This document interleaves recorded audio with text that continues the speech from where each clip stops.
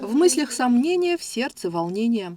Библиотекари-реставраторы осторожно соглашаются на восстановление уникального артефакта, бумажного документа начала XVIII века. Его нашли недавно на территории Якутского острога. Для реставраторов Национальной библиотеки Якутии это уникальный шанс поработать с материалом прямиком из земли. Такой лимит доверия от археологов получен благодаря новому региональному центру консервации и реставрации фондов библиотеки, единственному на Дальнем Востоке. Рукописный документ был обработан данным оборудованием на вакуумном столе в режиме увлажнения.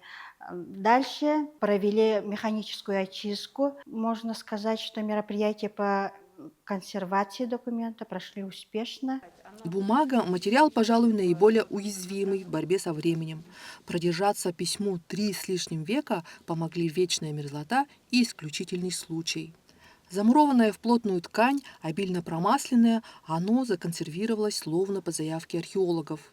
Мне попал в руки такой комочек ткани спекшийся, и в процессе его разворачивания для того, чтобы почистить, я извлекла оттуда комочек, в общем, который в процессе разворачивания оказался листом бумаги с рукописным текстом чернилами. Текста даже не 2 слоя, а 3, то есть одна половина листа исписана с одной стороны, другая половина листа с 2 сторон. Материал вторичного использования установили специалисты. Промасленной бумагой обычно затягивали оконные проемы, хранили в ней порох или затыкали сосуды, а возможно все вместе.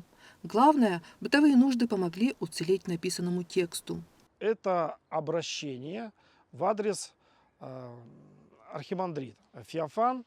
Он возглавлял Спасский монастырь с 1714 по 1719 года.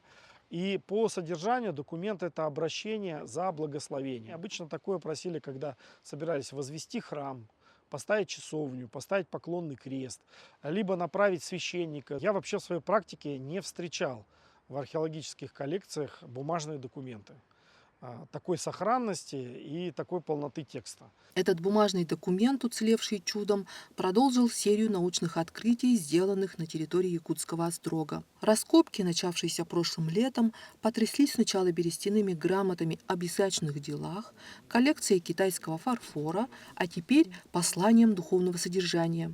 Такое разнообразие находок открывает перспективы для новых, более грандиозных экспедиций на обширной территории вечной мерзлоты.